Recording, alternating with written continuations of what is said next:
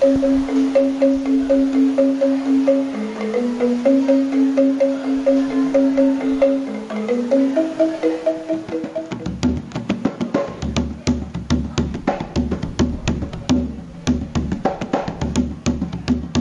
wadon ini, kendang wadon. Oh, ini masih satu jenis wadon ya? Iya. Harusnya berdua nih kalau pependetan seperti ini. Jadi lanangnya, laki-lakinya, ini perempuannya. Tempo kalau di bahasa notasi pukulan itu tempo seperempatnya ya. Kalau tadi 1/8, 2 kali lebih cepat berarti dia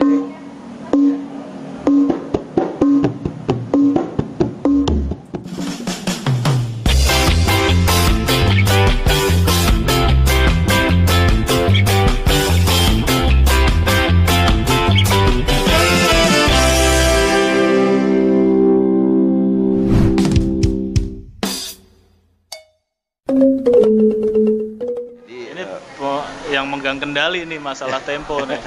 Karena kalau nggak konsisten bisa ngerusak suasana dan dinamika ini. Iya. Karena memang di musik orkestra misalkan itu sangat konsisten ketukannya, tapi kalau Bali kan sesuai dengan rasa. Betul. Rasa itu. Soul. Iya, betul. Bermain dengan hati. Nah, makanya kadang-kadang perlu bantuan metronom. Iya. Itu lebih real sih. Jadi bisa ngikutin. Benar. Ya, terkadang bukan setiap kolaborasi sih. Biasanya kalau menggunakan metronom itu untuk acara atau upacara apa gitu mungkin misal? Oh enggak, kalau metronom kan itu ada di musik ya. Kalau Bali ya metronomnya di sini. Oh, pokoknya di sini aja nih. Ya, temponya. Dan yang mengendalikan kendang. Tapi pernah ada juga nggak yang dia nggak konsisten dengan temponya? Mungkin dia capek atau dia habis begadang lelah. Oh enggak, walaupun nggak habis begadang juga ada juga yang nggak konsisten ya. Oh, ada juga yang nggak konsisten. Tergantung orangnya ya. Iya, tergantung apa dia mikirin bulan ini belum bayar cicilan gitu. Iya, ya artinya kalau sudah tempo atau kajar ketukan itu memang harus menguasai bagaimana alur lagu. Oh iya. Bagaimana betul. Permainan lagunya, misalkan yang lagu perjalanan lagunya lah harus dikuasai. Nah, jadi teman-teman drummers dimanapun kalian berada, bermain seperti tadi yang saya mainkan tadi, main tempo ini memang terlihat sederhana. Hanya di satu item saja, tidak pindah-pindah seperti yang lain tadi. Tapi dibutuhkan konsentrasi, konsistensi, dan juga memahami komposisi lagunya. Betul ya Pak Ketut? Jadi sebenarnya dilihatnya sih kayaknya mudah, tapi tanggung jawabnya besar loh. Sangat besar. Kesel dikit semuanya nengok loh ke sini loh. Semuanya nengok. Iya. Oh, belum bayar cicilan kamu ya? Emang apa sih nggak boleh? Sombong amat. Mikir, mainnya nggak karu-karuan gitu. Temponya naik turun. Dan ini luar biasa loh. Keseringan dipukul sama Pak Ketut jadi pakai koyok loh ini. Ada tempelan koyoknya di sini. Ini kendang dua tahun lebih pandemi nggak bermain, nggak dipukul, jadi begitu boleh dipukul. Langsung pegel-pegel. Langsung ini. Luar biasa. Nah, sekarang kita ke alat pukul yang terakhir nih Pak Ketut.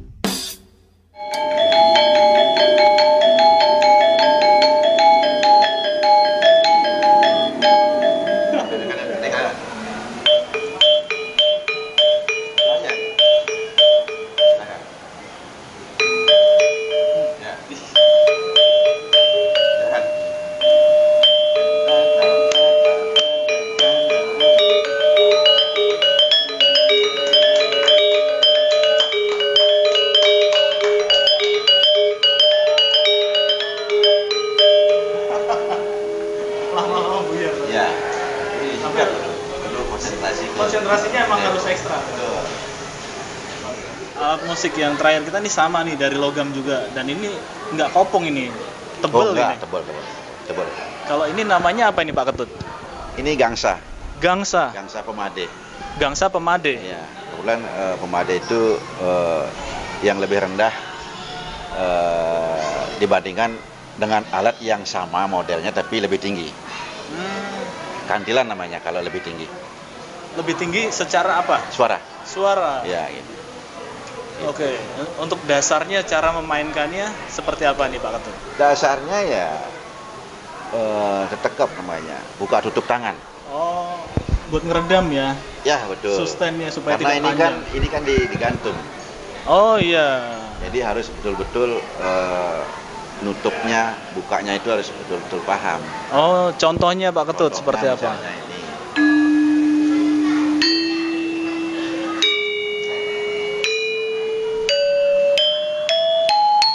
Dan seterusnya. Baliknya.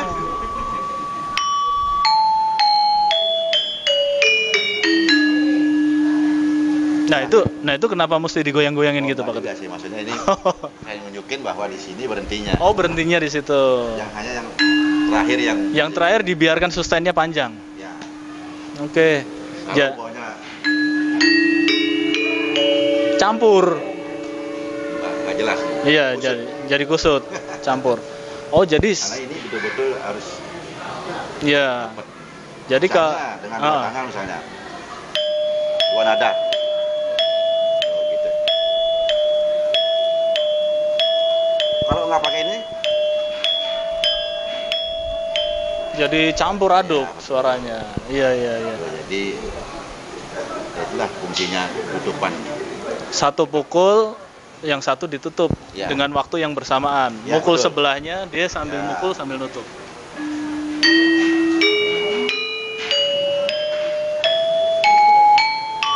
Kalau ini juga beda. Tapi ada di komposisi Bali ada yang Ada, seperti itu. Ada. Sekarang kan udah banyak sekali yang berkreasi dengan Iya, banyak variasi. Jadi tergantung komposisinya. Oke. Ada beberapa lagu yang Nah, terus dari alat pukulnya sendiri nih, panggul, panggul, panggul gangsa, panggul kendang. Jadi semuanya namanya panggul. panggul. Kalau di Jawa kan tabu. Ya. Kalau di Bali panggul. Panggul gangsa untuk ini, panggul kendang untuk ini, Ya. dan panggul ketuk yang tadi. Oh iya. Terus ini mesti runcing begini ini ya Pak Ketut? Apa memang buat untuk ciri khas aja? Kenapa runcing? Supaya dia bisa lebih berat ke kemari. Oh iya. Jadi bebannya lebih berat Ya, betul. di ujung saja. Dan unsur seninya juga. Oh iya. Memang hanya di Bali nih yang begini. Ya. Walaupun ini sebenarnya bahaya, tapi ada lagi yang sedikit melingkar, dan panggul ini bermacam-macam hiasan yang sudah tentu kualitasnya juga dari segi kayunya, bahannya, ataupun hiasannya. Bahkan beratnya mungkin juga diukur. Betul. Seberapa ininya yang paling enak seberapa. Benar. Gitu. Kalau yang fanatik Akan nyari pasti. akan ukur banget. Kalau yang tidak terlalu fanatik ya seadanya. Betul. Gitu. Iya, yang penting sesuai. Nah, sekarang kita coba main bareng. Kita Ya. kolaborasikan dengan apa ini tadi? Kajar, ketuk. Dengan Kajar Ketuk. Oke, misalkan saya main dengan tempo segini.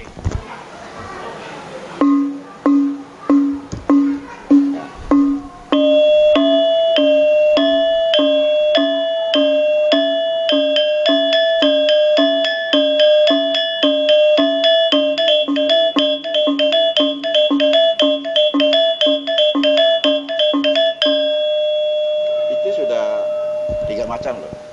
Iya. Pukulan 1, Pukulan 1, pukulan 2, pukulan 2. ngotek. Oh, yang Terakhir ngotek. Ya. Itu ngontek namanya. Ngotek. Ngotek.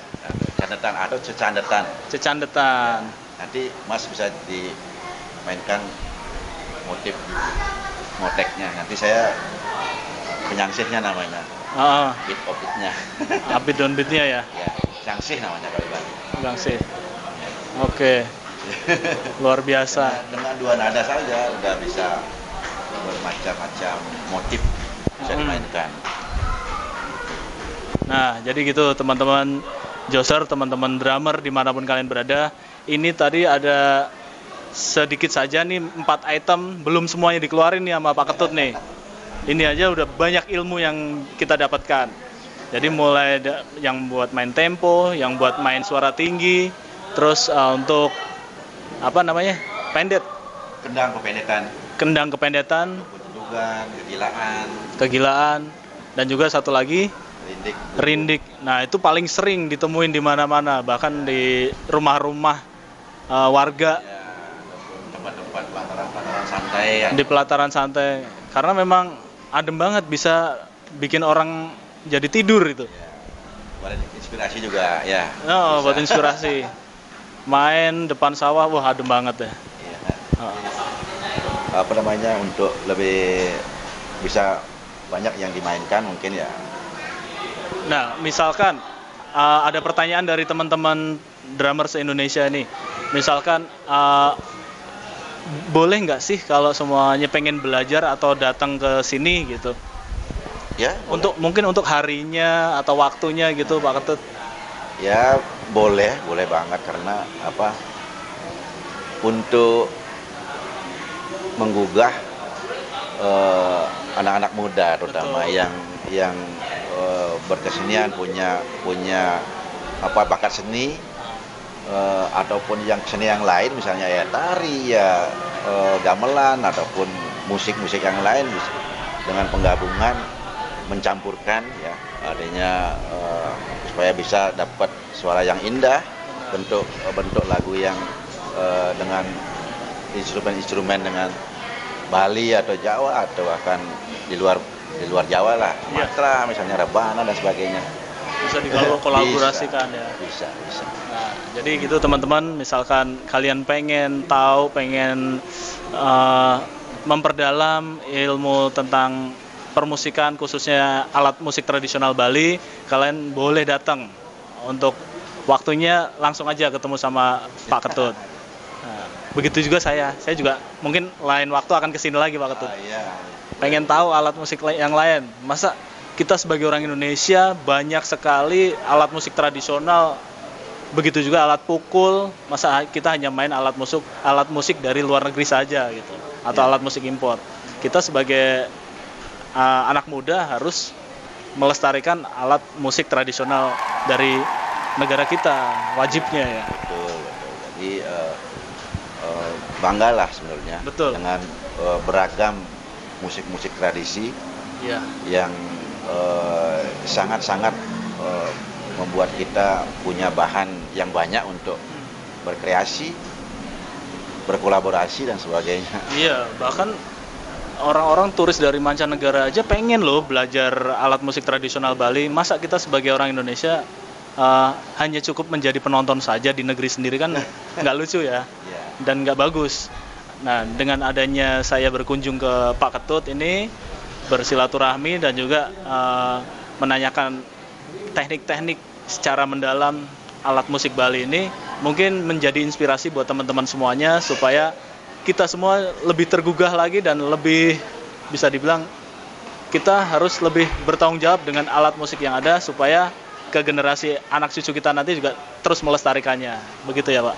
Ya, mungkin dengan alat ini banyak sekali yang bisa dimainkan, motif-motif ya, apalagi motif-motif pakem tradisi, motif-motif yang diperlukan oleh satu kolaborasi misalnya. Iya. Itu pakem-pakem itu bisa masuk ke tempo-tempo seperti apa aja, seperti misalnya tadi misalnya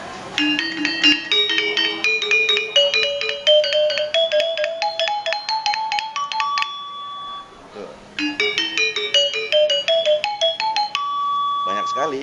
Iya.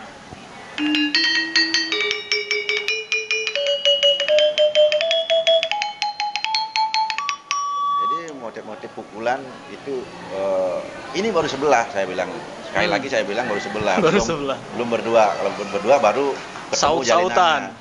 Apalagi seperangkat yang seperti dalam banyak sekali mau apa. Itu kalau seperangkat komplit itu ada berapa jumlah itemnya itu Pak? Ini aja ada 4. Oh, baru ini aja 4. Iya, ini aja 4. Baru satu jenis aja 4. Ya. Ada yang untuk megang melodinya namanya gieng atau ugal, 2.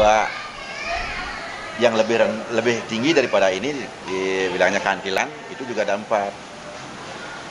Bisa berbeda-beda permainannya. Banyak banget. Tapi kalau untuk tempo mungkin hanya 1. Tempo ada 1, tapi ada yang misalnya yang lebih jarang dari tempo, tapi tetap ikut ini ritmenya, itu namanya tawo-tawo atau kempli bisa. Oh, Tapi jenisnya sama seperti. Sama. Wah, apalagi tempo itu kan harus, kalau lebih dari satu orang dia harus betul-betul kompak gitu ya. Betul, semuanya harus menguasai perjalanan lagunya gitu kan. Gitu. Kembali lagi ya, iya betul. Seberapa diarahkan oleh pemain kendang sebagai leader, dan dia harus tahu gitu, dia harus peka gitu. Jadi jangan dilihat satu itemnya, jangan dilihat sesederhana ini, tapi tanggung jawab dan dia harus menguasai materi lagunya, perjalanan lagunya, kalau kata Pak Ketut tadi ya Pak. Ya, betul. Bahkan pengalamannya pernah kolaborasi di Java Jazz. Iya. Ya, waktu itu ya. Kebetulan banyak ya. Dulu pertama kali saya kolaborasi dengan siapa ya, penyanyi. Sebelum sama si Bobby itu. Dulu kan di tahun 2000 saya juga. Oh iya. Kompiang. Kalau yang dulu di Bundaran HI itu 1000 drummer itu? Ya, ikut juga sama Gilang Ramadan. Iya. Iya. Kebetulan Mas Gilang kan guru saya. Ya. Guru saya, dan saya juga ikutan di sana itu, HI itu. Gitu ya. Iya. Berarti secara tidak langsung kita pernah satu. Betul, karena drummer tradisi maupun nasional itu sempat gabung waktu itu. Iya. Dan dulu sering juga gabung dengan Mas Gilang, bahkan mau berangkat juga sempat nggak jadi karena situasi di negara yang dituju Sedang konflik. Jerman. Ya. Itu mau ke Afrika kan. Ya. Betul. Oke, nah dan ini Mas Gilang pun juga. Dulu pertama kali saya. Ya. Dan Mas Gilang pun juga mungkin akan nonton ini. Beliau juga selalu support drummer-drummer muda, pemain-pemain drum muda. Ya, banyak sih. Nah. Oke, terima kasih Pak Ketut atas waktunya. Ya. Sehat selalu dan salam Ya. untuk teman-teman semuanya. Ya, mohon maaf atas kekurangannya ketika memberikan gambaran-gambaran sedikit. Waduh, sedikitnya ya udah bikin pusing kita semua. Karena Dan ini kebetulan saya tidak terlalu ahli, tapi hanya sekedar bisa dan hanya sekedar pelaku seni. tuh, drummer tidak terlalu ahlinya aja seperti ini. Jadi kalian harus belajar ini nih, karena aduh luar biasa. Thank you, terima kasih buat teman-teman, jangan lupa like, share, komen dan subscribe di YouTube channel Ari Harjo Drum. Thank you. Terima kasih. Om Swastiastu.